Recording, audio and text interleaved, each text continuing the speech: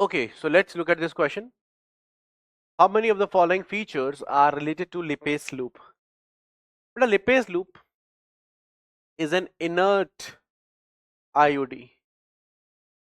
Inert IOD. ठीक है, तो आइए देखते हैं. Let's see. Is it an IUD? Yes, it's an IUD. It's an intrauterine device.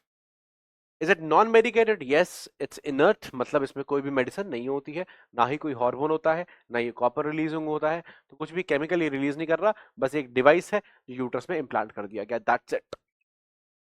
Non medicated. It induces phagocytosis of sperms. Yes बेटा, uterus में आप कुछ भी इम्प्लांट कर दो, चाहे हार्मोनल आईयूडी इम्प्लांट कर दो, चाहे कॉपर टी इम्प्लांट कर दो, चाहे नॉन मेडिकेटेड या कोई इनर्ट आईयूडी इम्प्लांट कर दो.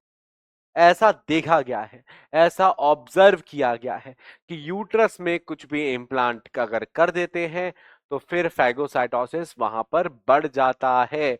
पता नहीं ऐसा क्यों होता है, ऐसे कई रिसर्च पे चलती हैं, लेकिन हमने ये ऑब्जर्व किया है कि फैगोसाइटोसिस बढ़ जाता है. ऐसा हो सकता है कि हमने छेड़छाड़ कर दी यूट्रस में, जिसकी वजह से यूट्रस में इन्फ्लामेशन बढ़ गया, जिसकी वजह से वहां पर मैक्रोफेजेस ने खाना शुरू कर दिया जो भी फॉरेन पार्टिकल है, और स्पर्म का फैगोसाइटोसिस इसमें बढ़ जाएगा, क्योंकि स्पर्म एक तरीके से फॉरेन पार्टिकल की तरह ट्रीट किया जा सकता है. फीमेल बॉडी के अंदर होता भी फॉरेन पार्टिकल, ये बाहर ही से आया है. ठीक है ना. तो ऐसा ऑब्जर्व किया गया है, ये सभी आईयूडीज के लिए क्या है, ट्रू है. देन क्योंकि ये नॉन मेडिकेटेड है तो ये कॉपर रिलीज नहीं करती. कॉपर रिलीजिंग कौन सी होती है, कॉपर टीज होती हैं. और अब हम पहुंच गए ई पॉइंट पे, जो आपका मेजरली डाउट होगा, जहां तक मैं जानता हूं आप स्टूडेंट्स को. अब बड़ा इंटरेस्टिंग है ये कह रहा है कि physically prevent meeting of ovum and sperm. अब यहां पर इसने जो फिजिकली वर्ड यूज किया ना बेटा, ये गलत यूज कर लिया. फिजिकली का मतलब होता है कि मैं दोनों को सेपरेट कर रहा हूं और बीच में कुछ लगा दे रहा हूं. जैसे बीच में लगा दिया कॉन्डम. मान लो मेरे बाजू को पीनिस समझ लो, थोड़ी देर के लिए इसमें को मैंने कवर कर दिया कॉन्डम से. ठीक है, अब जो भी स्पर्म आएगा वो कॉन्डम के अंदर आएगा. तो जो कॉन्डम के अंदर आएगा, कॉन्डम हटाएंगे और फेंक देंगे.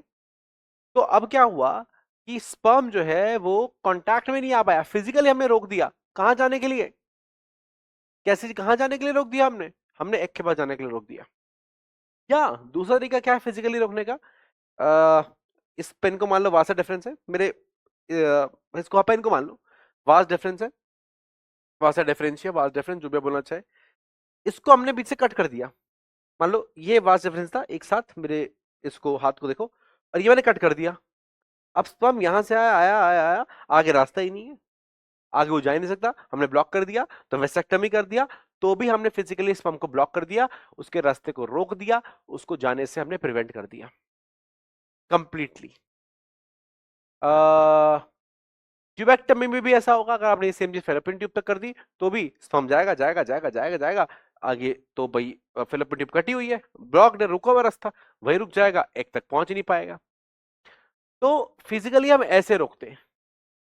जब हम उसकी मोटिलिटी कम कर रहे हैं या उसकी फैगोसाइटोसिस बढ़ा रहे हैं, फैगोसाइटोसिस एक तरीके का फिजियोलॉजिकल फिनोमेना है. कैसा है, फिजियोलॉजिकल फिनोमेना है, इट्स अबाउट फिजियोलॉजी. ठीक है ना. तो it doesn't prevent physically but prevents, IUDs prevent कैसे, फिजियोलॉजिकली. ठीक है ना, it's a physiological prevention, not physical prevention. ठीक है, इज दैट क्लियर. ओके, तो आंसर क्या हो गया, क्या कॉन्सेप्ट लगाया कि inert IUDs, inert IUDs example lipase loop,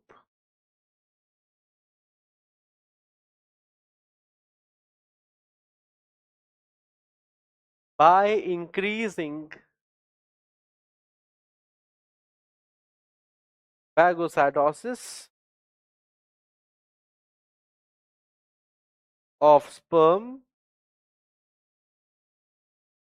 causes physiological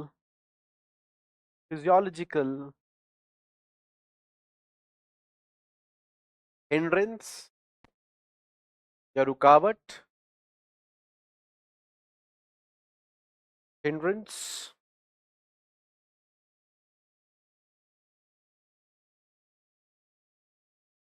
hindrance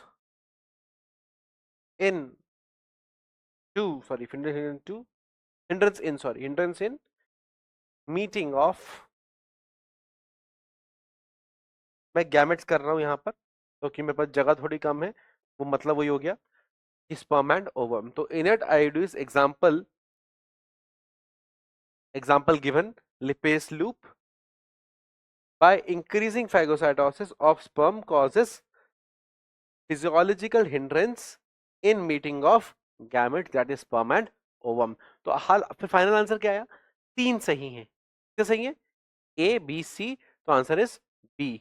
B कह रहा है कि 3 of the statements are features of lipase loop.